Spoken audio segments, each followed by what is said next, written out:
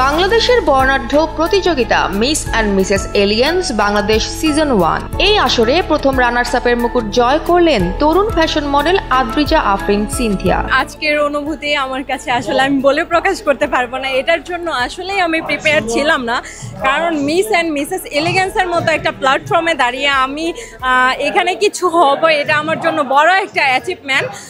So আমি আমার কাছে খুবই ভালো লেগেছে। ফ্যাশন জগতে তিনি ইতিমধ্যেই রেখেছেন নিজের পদচিহ্ন, এবার মডেলিং এর পাশাপাশি এগিয়ে যাচ্ছেন অভিনয়ের স্বপ্ন নিয়ে।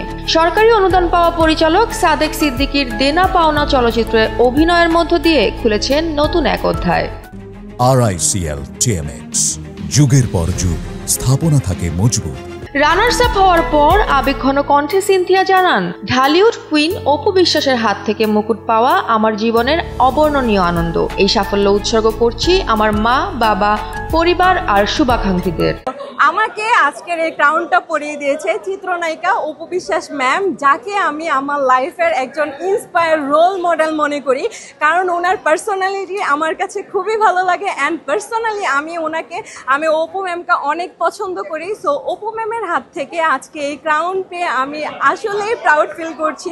অ্যান্ড আমি ইন্সপায়ার হয়েছি নেক্সট ভালো ভালো বিগেস্ট কিছু কাজ উপহার দেওয়ার জন্য।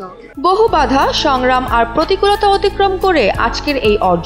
সিনথিয়ার অদম্য চেষ্টা, আত্মবিশ্বাস আর স্বপ্নই তাকে নিয়ে যাচ্ছে নতুন উচ্চতায়। আজকের এই প্ল্যাটফর্মে এসে আমি থ্যাংক ইউ জানাতে চাই আমার ফ্যামিলি, আমার বন্ধুবান্ধব অ্যান্ড যারা আমাকে সহযোগিতা করেছেন। অ্যান্ড আজকের আমি অনেক কিছু পার করে কিন্তু আজকে আমি এখানে এসেছি। অনেক গ্রুমিং ছিল, অনেক ডান্স ছিল, যেগুলোর জন্য আমি প্রিপেয়ার ছিলাম না। ফ্যাশন থেকে চলচ্চিত্র সবখানেই আলো ছড়ানোর প্রত্যাশা তার। বাংলাদেশের তরুণ প্রজন্মের কাছে সিনথিয়া এখন এক অনুপ্রেরণার নাম।